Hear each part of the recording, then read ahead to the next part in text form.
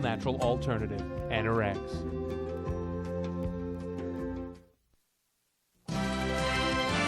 This is CNN. Tonight on Wolf Blitzer Reports, military options. President Bush visits the Pentagon and warns this will be a different kind of war. In the past, there have been, beaches to storm, islands to conquer. As the Pentagon prepares call-up orders for reservists, what else do military planners have in mind? The main target of U.S. wrath is increasingly clear: the Al-Qaeda terror network. All roads lead to the leader of that organization, Osama bin Laden, and his location in Afghanistan. The war is already being waged on the diplomatic front. As the U.S. seeks to build a broad coalition against terror, Pakistani officials have passed on a warning to Afghanistan's Taliban rulers. But others have tried to get tough with Afghanistan and failed.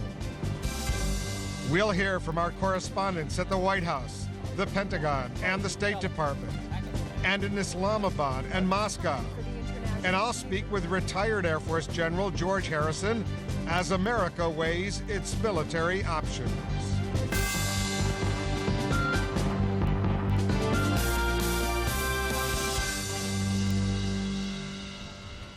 Good evening, I'm Wolf Blitzer reporting tonight from Washington. We'll look at America's military options in just a moment, but first, here are the latest developments in America's new war.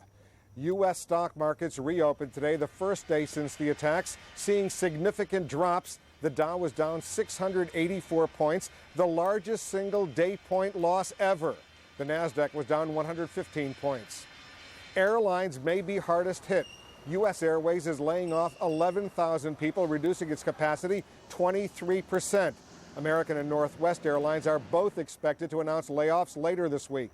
Continental has already said it will lay off 12,000 people. Treasury Secretary Paul O'Neill tried to put a positive spin on the day's events. I think that's right. You have to always remember when you're looking at markets, for every seller, there's a buyer, and for every buyer, there's a seller. My guess is when we look a year down the road, the people who bought today are going to be the happy people. The people who sold will be sorry they did it. Stripes and bright stars. And the national pastime returned to the field with 6 National League games tonight, including the Mets and the Pirates. The rest of the teams play tomorrow. Meanwhile, rhetoric at the White House is heating up, with President Bush using some of the most harsh language yet in discussing Osama bin Laden. CNN senior White House correspondent John King is live now with details. John, a show of solidarity by the president and his military brass today. That is right, Wolf. The president traveled across the Potomac River to the still damaged Pentagon for an update on military preparedness efforts. This on a day of urgent meetings and increasingly harsh rhetoric for the president during a discussion with the Defense Secretary Donald Rumsfeld and others at the Pentagon about the impending call-up of members of the National Guard and other military reservists. The president took a few questions from reporters. He called this action barbaric, referred to the hijackers slicing the throats of some of those aboard some of the hijacked flights, and Mr. Bush's rhetoric turned especially tough when he zeroed in on the prime suspect. Osama bin Laden is just one person. He is representative of networks of people who absolutely have made their cause to defeat the freedoms that we understand, and we will not allow him to do so. Mr. War bin Laden dead. I want him held. I want justice. And there's an old poster out west, as I recall, that said "Wanted, dead or alive." Now, Mr. Bush shook some hands in the hallways of the Pentagon, an effort there to try to boost morale as the military planning continues. Senior administration officials telling CNN already underway are efforts by the administration through cyber technology, through cooperation with other governments to try to disrupt the financial support of Mr. bin Laden's organization.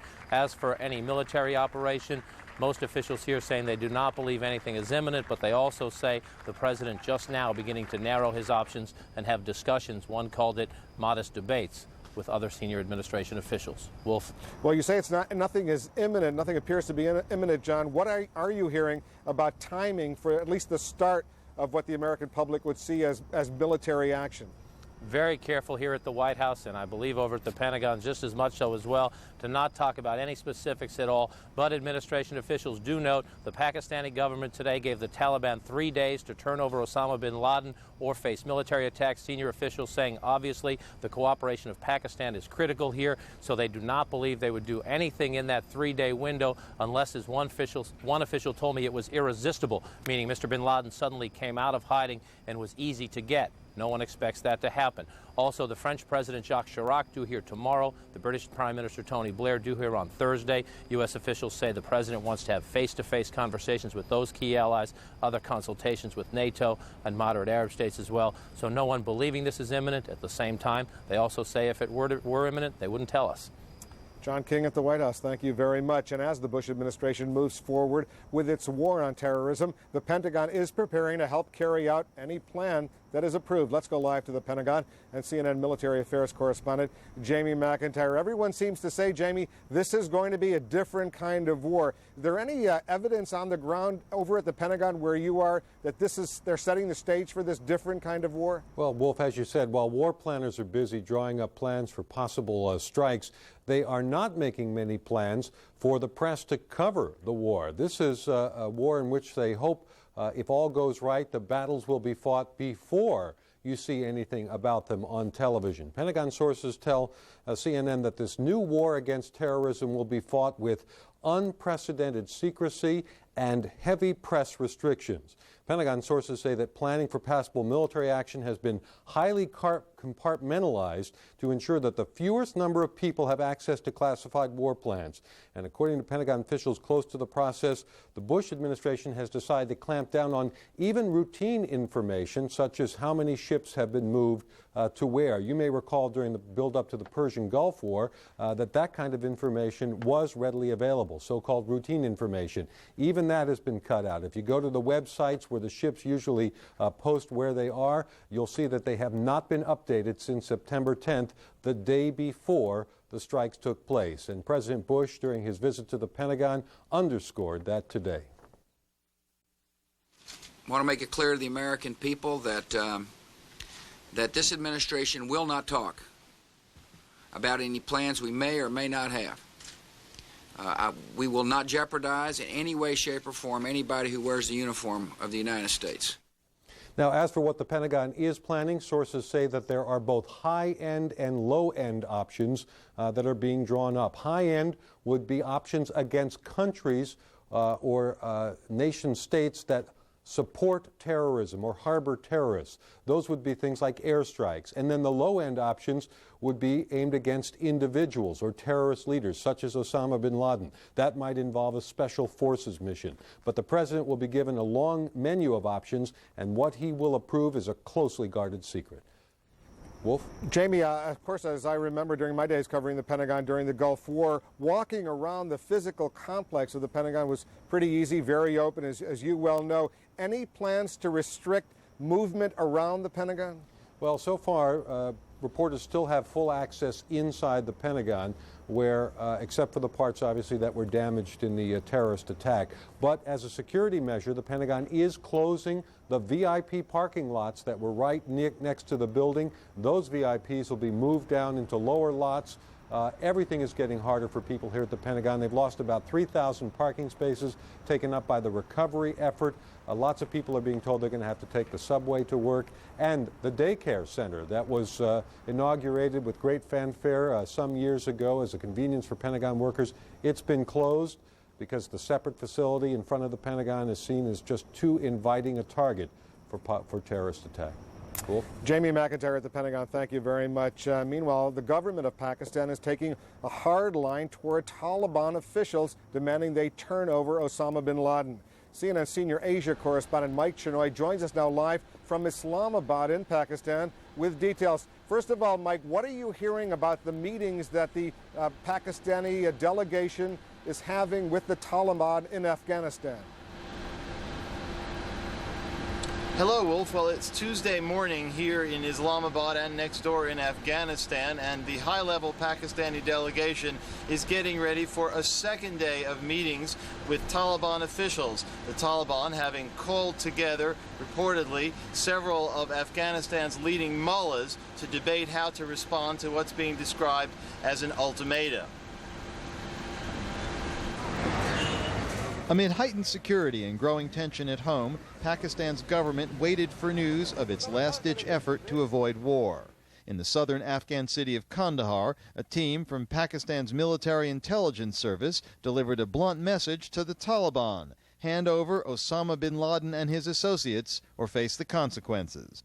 We hope that the government of Afghanistan will act with responsibility in the terribly grave situation raised by these horrendous terrorist attacks. If anyone can influence the Taliban, it's the ISI, Pakistani military intelligence, which played a key role during Afghanistan's civil war in helping the Taliban seize and hold power. Now, though, as President Pervez Musharraf moves to ally his government with Washington, officials here are unclear whether the Taliban will listen to them. The assumption that Pakistan is in a position to exercise complete influence is flawed in our opinion.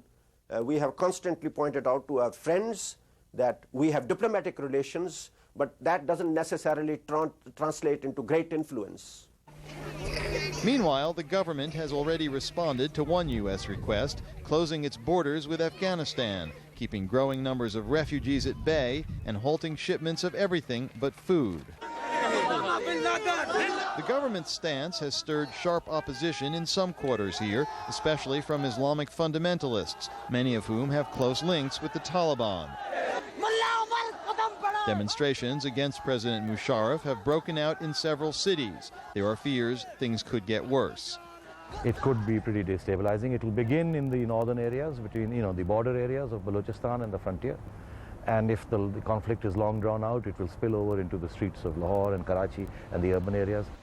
In fact, a group of Islamic fundamentalists called the Afghan Defense Committee has announced plans for a nationwide strike and protest demonstrations on the 21st of September, that's this Friday, to protest Pakistan's moves to ally itself with the United States. Meanwhile, the latest indications we're getting from Kandahar are that Pakistani officials are deeply frustrated by the Taliban's so far intransigent attitude in response to the demands that the Pakistani team has been conveying. Wolf? Mike, as you know, U.S. relations with Pakistan have been severely strained for about a decade. Where does all this leave the U.S. government's relationship with the government of Pakistan? Well, there have been a great many issues, notably Pakistan's nuclear program, which led the U.S. to impose sanctions, Pakistan's close ties with the Taliban, and also the fact that this is a military government that took power in a coup d'etat 2 years ago. Pakistani and American officials are now talking about what Pakistan hopes will come out of it, which will be an easing of sanctions and a resumption of economic aid to reverse this country's terrible economic decline. There are some who hope that if this plays out well, that General Musharraf will be able, the president of Pakistan will be able to bring some of the Islamic radicals, the fundamentalists, under control and thus help address some of the concerns that have led to the deterioration in U.S.-Pakistani relations and what appeared to be an emerging American tilt towards India in the past year or two. Wolf? Mike Chenoy in Islamabad, thank you very much. After 10 years spent fighting in Afghanistan, Russia pulled out in defeat. What are the lessons Russia learned that the United States should consider as it contemplates action against Afghanistan's ruling Taliban? CNN Moscow Bureau Chief Jill Doherty reports. Here, more than 20 years ago, in the treacherous mountains of Afghanistan, Leo Karolkov fought a war like no other. His assignment was to train Soviet Special Operations Commandos, similar to America's Delta Force. Modern weapons, rockets, laser-guided missiles, they're useless against these mountains. Leo was there when Soviet troops moved into Afghanistan, and he was there when they left, after a decade of fighting and 15,000 dead. I feel sorry for the people who are going to be thrown into those deserted mountainous regions where the enemy knows every single rock, every cave. No maps, no computer training can prepare you for it. As for finding Osama bin Laden, Korolkov says there are a million places he could hide, just like the Mujahideen he and his men tried to find during their war. Diversionary tactics, terror, suicide attacks were the way the enemy achieved his aims. Leo says he saw Afghan fighters shot to ribbons, still clutching their weapons and firing until their last breath. Many of them, he says, used drugs before launching operations. But they were, he says, the most effective force he has ever seen, honed on 20 years of continual war. They were also well supplied with Stinger missiles provided by the Soviet Union's Cold War foe, the United States. Russia expected to stay a few months in Afghanistan. It ended up fighting for 10 years. It was a searing lesson, Leo says, that scarred Russia just as Vietnam tore at the soul of America. These fighters can bring any country, he says, even a superpower, be it Russia, the United States, or Europe, to the brink of catastrophe. Jill Doherty, CNN, Moscow. And this is a war which will also be fought in parliament buildings, in embassies, and by hotline telephone as the United States seeks to build an anti-terror coalition. Let's hear about that diplomatic campaign now from CNN State Department correspondent Andrea Koppel. She joins us now live. Andrea? Wolf, because this war will be one without boundaries, one that is fought literally around the world in countries wherever there are terrorists, it's going to require a very different kind of coalition, a much larger coalition than the one you reported on during the Gulf War. And that is why Secretary of State Powell today has the world on speed dial. With the Bush administration's diplomatic campaign now in high gear, Secretary of State Colin Powell said the international coalition against terrorism is coming together. Some, it is rhetorical in nature, and they really don't have much else to give us other than words of support and encouragement. Others, it is far more than that, to the point of, if you have to do something militarily, ask us if we can participate. At the heart of this diplomatic puzzle is Afghanistan, where Osama bin Laden and his terrorist network have safe haven. And for that reason, administration officials say the U.S. is focusing on several key pieces: Pakistan, Central Asia, Russia, and the Arab world. Diplomatic sources tell CNN Pakistan's president sent a delegation to deliver a letter to the leader of Afghanistan's ruling Taliban militia Monday. The message? Hand over bin Laden or face U.S. military retaliation. In Central Asia, where members of bin Laden's network are known to operate, the U.S. is appealing to these governments to close their borders and round up the terrorists. Experts say the country of Uzbekistan could also help in a future U.S. military operation. It has led the Central Asian activism on the issue of Afghanistan, and it has, in Tashkent, the best air base in the region. That's among the reasons Powell's deputy, Richard Armitage, is traveling to Russia this week to seek Moscow's help in bringing Central Asia on board, as well as its advice from Moscow's 10-year war with Afghanistan. A pivotal piece of this puzzle is the Arab world. Countries like Saudi Arabia, a source not only of money to bin Laden's network, but also home to some of Islam's holiest sites. The U.S. needs the Saudis and others to explain that this is not a U.S. war against Islam. The administration will get a chance to reinforce that message, Wolf, later this week when the Saudi foreign minister comes to Washington. The U.S. looking to Saudi Arabia and the Arab world to emphasize throughout the Muslim world that last week's attacks were un-Islamic and the terrorists who committed them were un-Islamic as well, traitors to Islam. Wolf? Andrea Koppel of the State Department, thank you very much. And up next, the U.S. war machine is gearing up for possible action. But how effective can traditional warfare be in Afghanistan? We'll ask a retired Air Force Major General when we come back.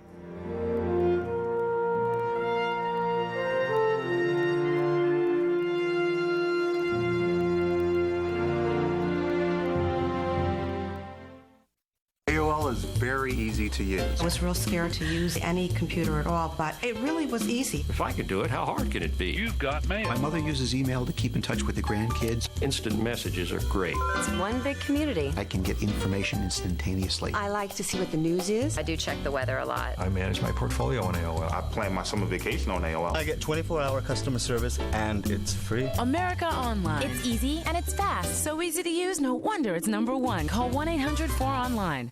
There's some big news from Ford, Lincoln, and Mercury dealerships. Saturday service hours. Now it's even easier to get the service you need and the convenience you want. Come in for great deals on batteries, shocks, tires, and more. And factory-trained technicians who know your vehicle best. So for the right people, the right parts, and always the right prices, how does Saturday work for you? Quality care on Saturday at participating Ford, Lincoln, and Mercury dealerships. These featherette accessory orders are pouring in, so she needs a reliable server now. That I can get. Why people wear this stuff? Who knows? You can accomplish anything, even ultra-high server availability. Fujitsu, the possibilities are infinite.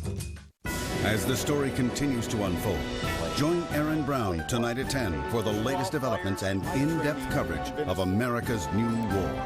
A CNN special report with Aaron Brown, tonight at 10 Eastern on CNN. If you are seeking someone you believe to be missing from the attack on the World Trade Center or the Pentagon, log on to cnn.com/missing to submit a photograph and description. Please include your contact information. In the next 15 minutes, a crisis will begin, another will end. Where do you stand? Get the news you need. CNN Headline News. Real news, real fast.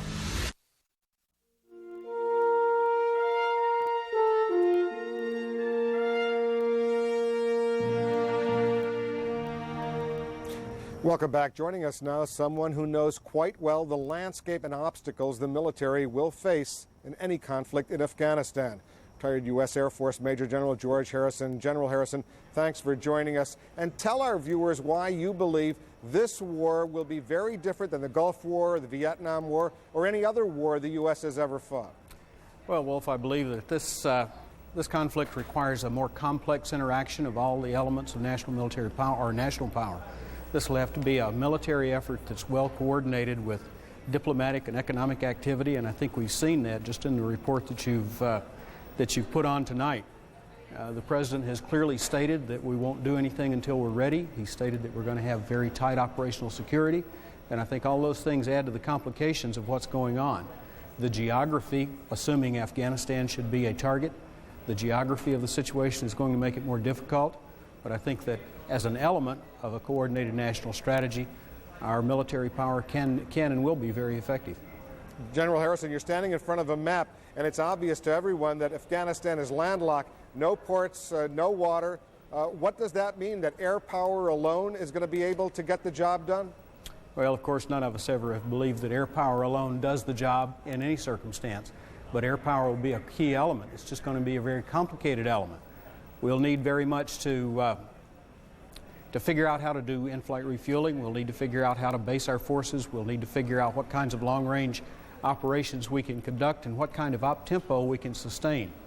As you know, from the nearest water to Kabul, for instance, the distance is about 700 or 800 nautical miles. That's beyond the unrefueled round-trip range of most of our tactical aircraft, and certainly it would be a long trip for any of the strategic aircraft. So it'll be a complicated operation, and I think that's one of the reasons why our planners are being very closed-mouthed about exactly the kinds of options that they're going to employ. General, as you know, any military option will require good intelligence. Satellites may or may not be very effective in the kind of operation the U.S. is considering if, in fact, it goes up against Osama bin Laden and the Taliban in Afghanistan. Is that right? Well, I think that We all understand very clearly that the intelligence operation, or the intelligence portion of this operation, by the way, operation is probably the wrong term, campaign is probably a more correct term, but the intelligence portion of this campaign is going to be very difficult, very involved, and very time-consuming. We can probably gain some quick intelligence and have gained quite a bit over the last few days, but I believe that the requirement to get on the ground, to get human intelligence, is going to be pervasive, and it's going to be very, very difficult. Retired U.S. Major General George Harrison, thank you very much for joining us. A pleasure to be here.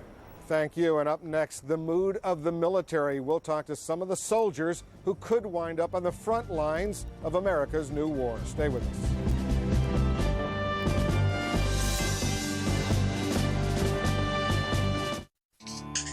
This is a complete broadband solution with a nitro-powered on switch. This is igniting your mission-critical applications on the fattest optical IP pipe on the planet. This is your business, screaming 1,000 times faster than yesterday. This is moving beyond connected. This is riding the light. This is the technology that makes it happen.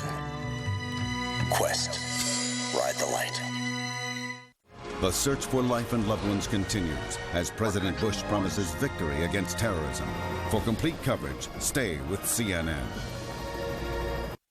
Are you one of the millions of American males who would like increased sexual energy? If you've been considering Viagra as a solution, consider something different. All-natural Enerx. Clinical studies show various ingredients of Enerx enhance sexual energy, increasing desire, performance, and satisfaction. Enerx is all natural with no side effects. With Enerx, you'll feel the increased energy within minutes and with no chemicals. We're so sure you and your mate will be completely satisfied. We'll offer you a 30-day, no questions asked, full refund. Enerx stimulates sexual energy by expanding the blood vessels, causing increased blood flow to specific areas of the body. Unleash the power of Enerx now. Call 1-800-367-3614 toll-free, and it will be delivered discreetly to your home. Get results using the safe, all-natural alternative, Enerx.